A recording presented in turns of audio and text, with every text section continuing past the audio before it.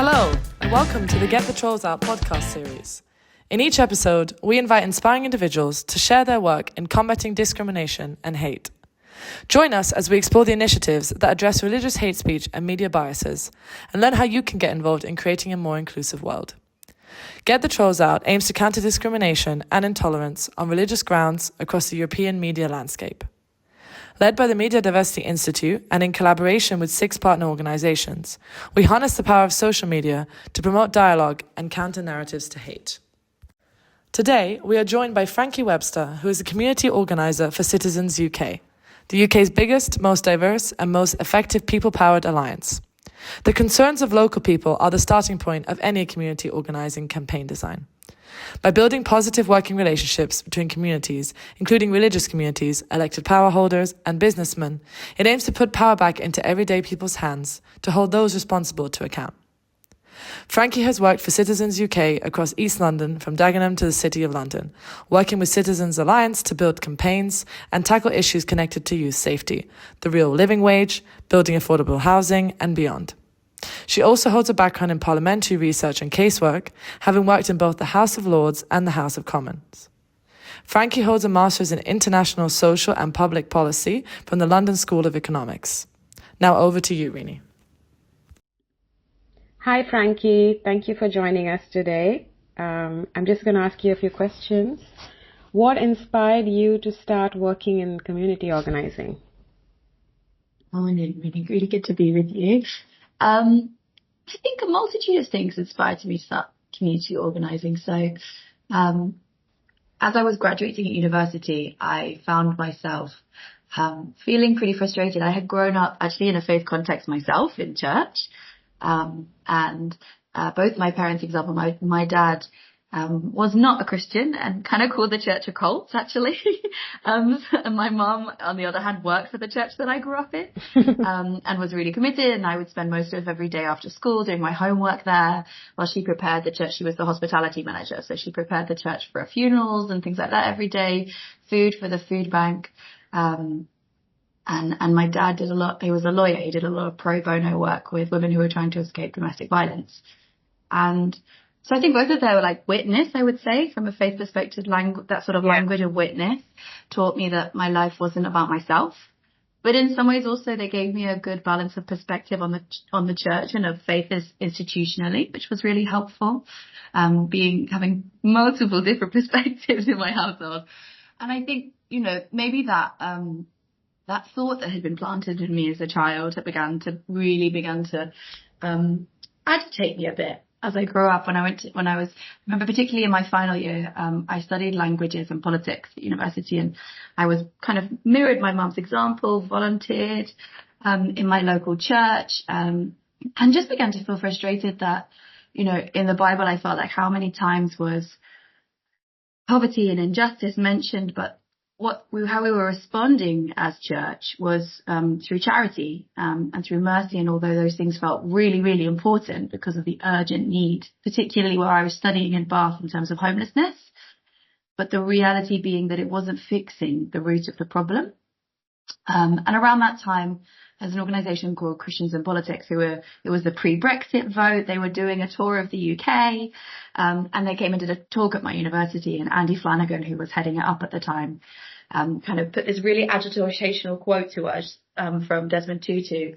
And I'm not going to remember this verbatim, but Tutu basically says, at a certain point, we have to stop just pulling the drowning bodies out of the river, and we have to go upstream and see who is pushing them in. He doesn't say don't pull the drowning bodies out. He's not like let them drown and once we work out the solution, it'll all be fine. So he says charity and mercy, it's important. But if we're only doing that, we're missing the point. And obviously Tutu is a big Christian leader in the world. I thought, okay, what does that mean for us as church as an institution in public life, right? And so began to stir in me a little bit. And when I got to the end of university, obviously I kind of had the careers conversation, and they said, oh, you could be a teacher or a civil servant with your degree. And both of those jobs are really important, right? But being a civil servant is such detail that my brain doesn't hold, if I'm honest. Like it's a super big skill, really. And then being a teacher is a vocation. I think you have to be called into it. kids need people who feel called into it. And I didn't feel either of those things. And so I was wondering what to do. And a friend of mine had told me about an internship with the church that I now still worship at.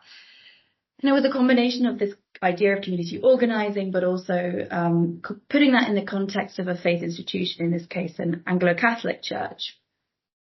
And I was struck by a couple of things. First of all, that kind of, for the first time, I had found a place where, in the same way that I had understood Jesus to sort of focus on people who are experiencing marginalisation or poverty of whatever kind, of mind, of body, of soul, of means, to be at the forefront of making change and to be kind of people who are honoured and valued and important in the fight for justice.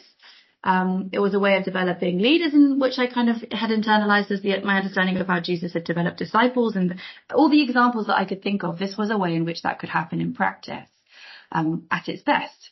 And it also was contextually, the church in public life, which increasingly is not a thing as much as often, like faith institutions feeling bold enough to kind of go out into public life and speak on issues that are affecting their people.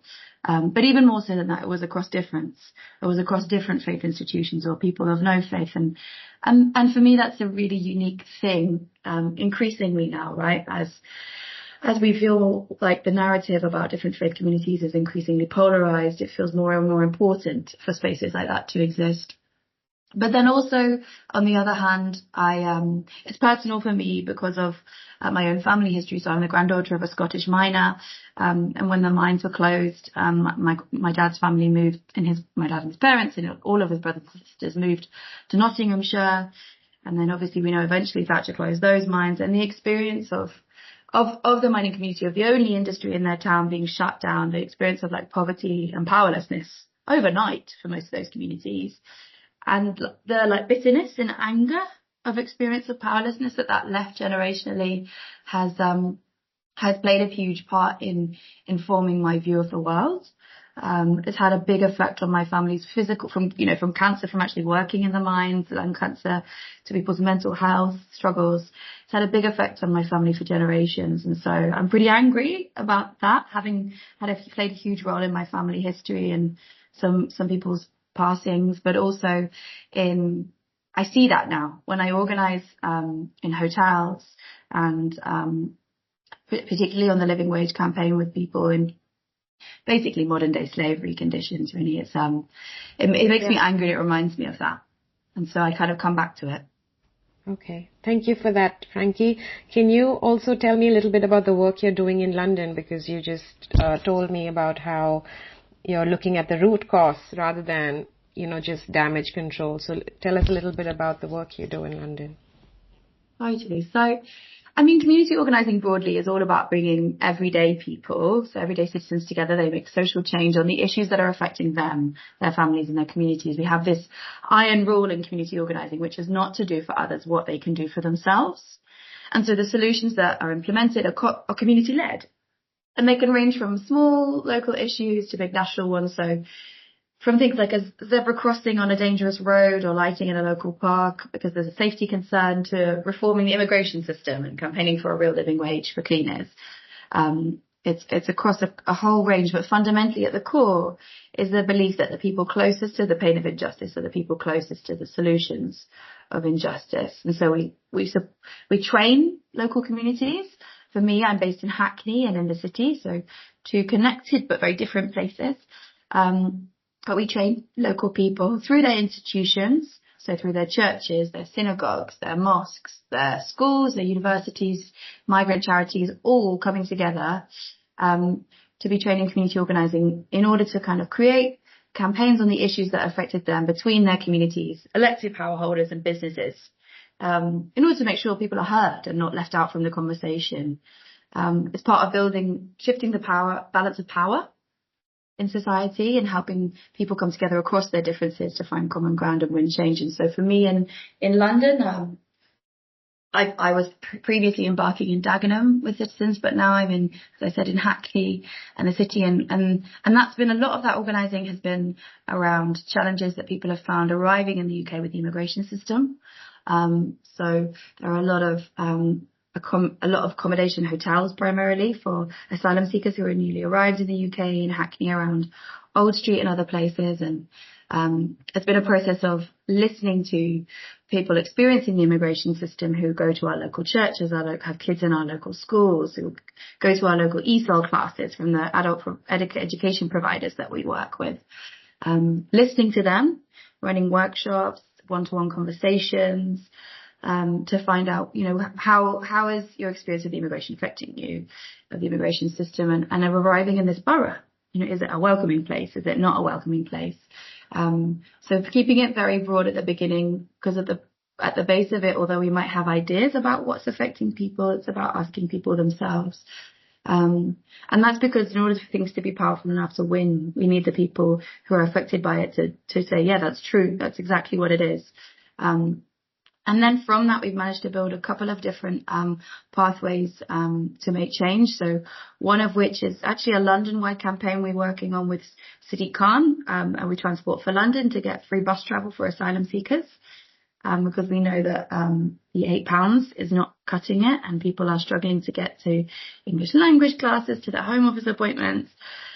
And so we are asking for, free bus travel. And we're in the conversation with Transport for London and with the GLA about that at the moment. But another real local focus, where kind of the perspective of the real community level, grassroots, borough level work that's going on, is also folks with the right to work. So typically an asylum seeker, after about 12 months, if they haven't received a refugee status yet, they might get offered the right to work.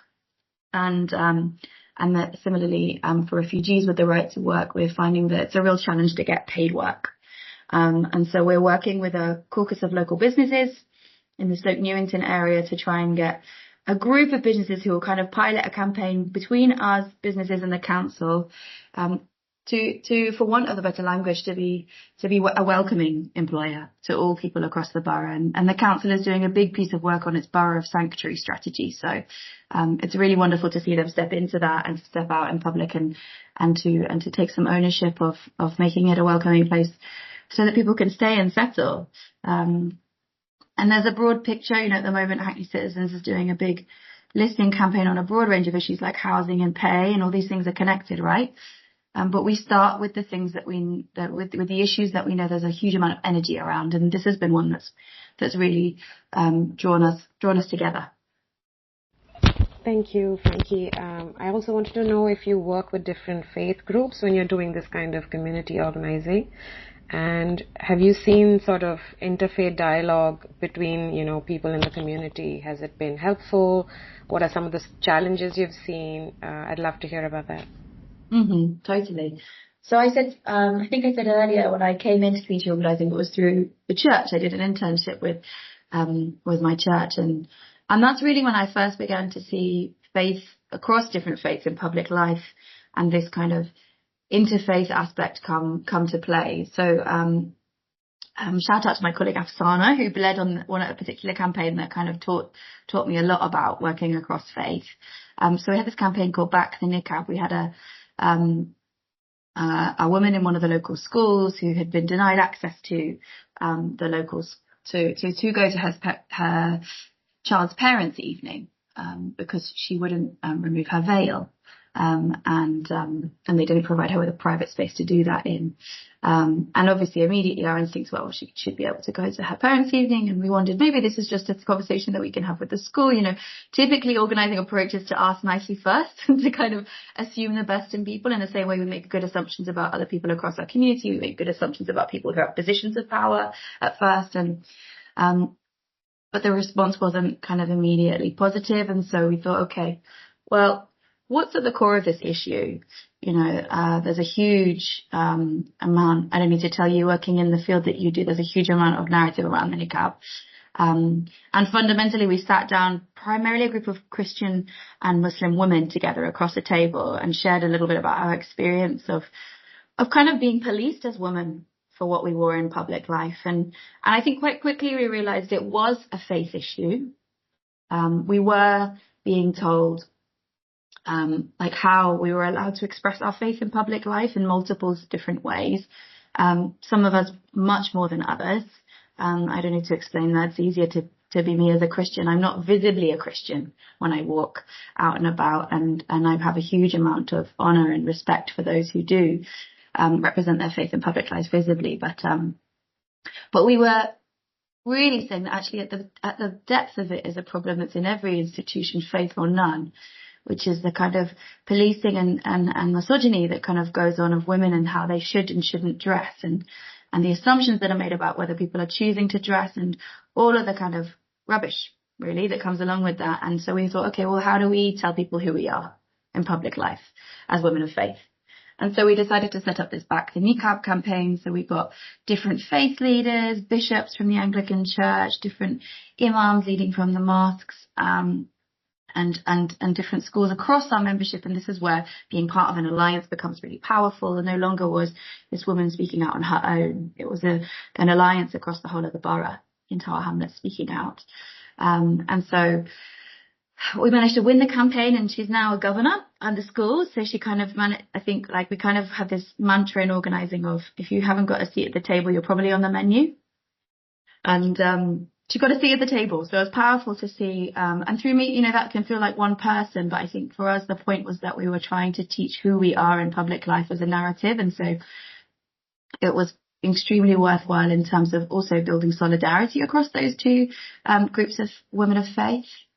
The other way in which I've seen that play out a lot is through some of our affordable housing work, particularly, again, through my own local church. It's a combination of local Muslims and Christians in our neighbourhood, all saying that they were being priced out of the neighbourhood, could no longer live there, having families, feeling left behind, and wanting to have a seat at the table on, when we see all these big developments in our neighbourhood being built that say affordable on the side, who gets to decide what's affordable?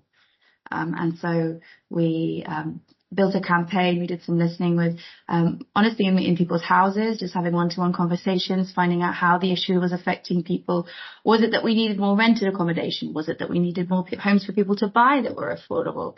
Did people actually want to stay in the neighbourhood? Kind of asking all the right questions before we made the campaign. And what we found was this small but tangible community-led solution of a community land trust where local people set the rates.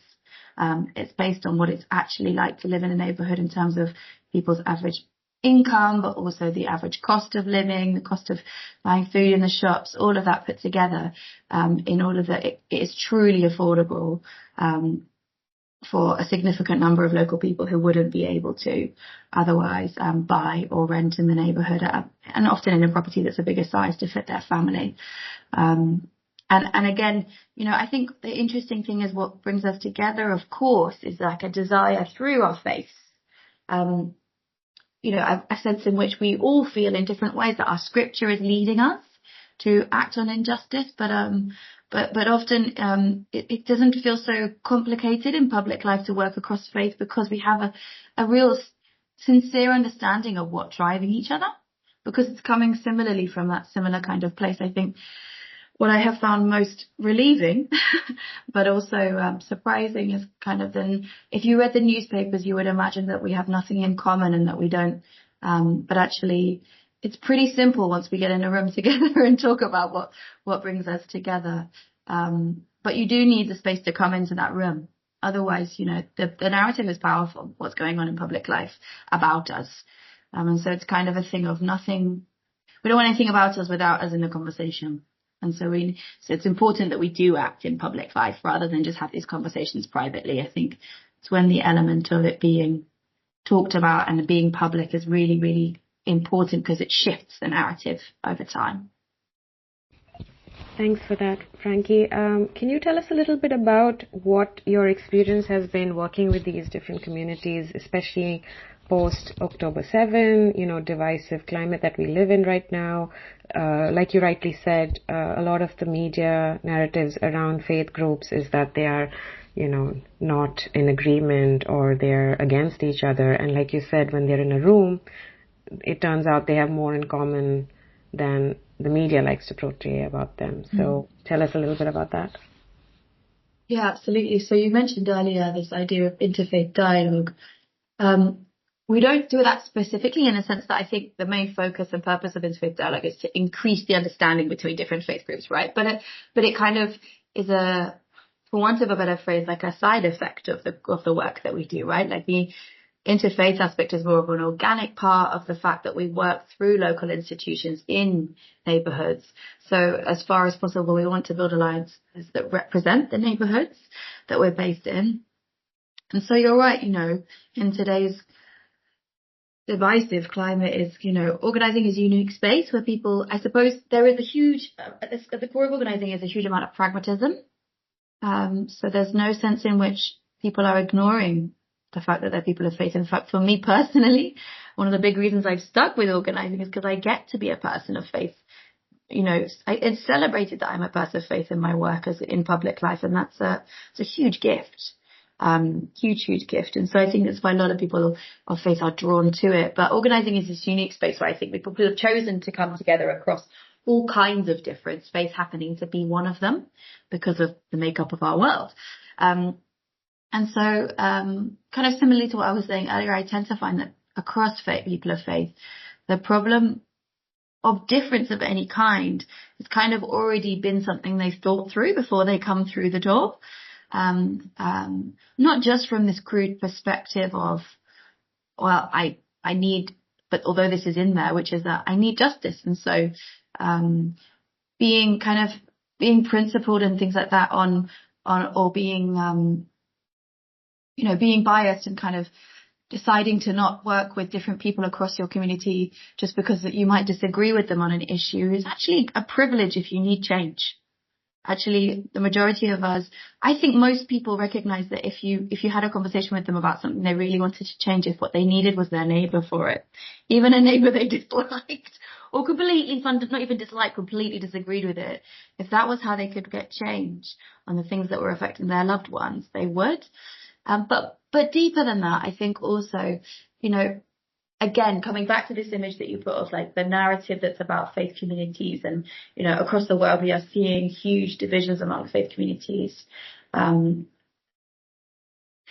that we don't have much in common. But the truth is that when we put people in a room together and they begin to share their shared experiences of living in overcrowded housing or of being treated disrespectfully at work, or of just feeling, a lot of the time it's just not feeling recognized and valued as faith institutions in public life. In the pandemic, we saw a huge amount of frustration and anger in our faith communities post-pandemic, because during the pandemic, the number of faith food banks and like kind of immediate emergency response, the number of people that those institutions kept alive during the pandemic. And then to see the wave post-pandemic of funding from the government being cut to faith communities and to charities working with faith communities, and felt outrageous, because it felt as if that we were a token that could just be given and taken away when we were needed. And so a huge amount of this work is building recognition of faith communities in public life and the value that they bring. And so, but maybe if I know anything coming from my personal experience, from a church background, sometimes the highest challenges can be within faith traditions rather than across different faiths. The competitiveness, because I think partly it's like being in a family, right? We know each other's rubbish. And so we can kind of go, oh, you're different to me like this, or you don't do this as well as us, because we feel some sort of kinship, like we can critique our own people, rather than necessarily across different faiths. And I think it's been powerful. And then similarly across different faiths and across difference, organising has been a real powerful space to, when I reflect back on my dad and my granddad's experience, that narrative during the second half of the 20th century that pitted, my dad's community of like white English working class miners against migrant communities who were arriving in the UK.